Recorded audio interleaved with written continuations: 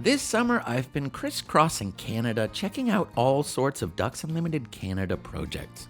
Everywhere from the Alisari Creek Wetland Restoration Project in Prince Edward Island to the beautiful Oak Hammock Marsh north of Winnipeg to a very muddy marsh in Richmond, BC.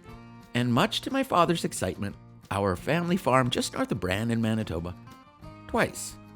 Like close to 3,000 other landowners in Manitoba, we have partnered with Ducks Unlimited Canada for decades to advance wetland conservation, to improve soil health, water quality, and biodiversity. I've learned a lot this summer about how important wetlands are to waterfowl, wildlife, and nature. And in my opinion, there are few things more important than making sure nature is, well, nurtured.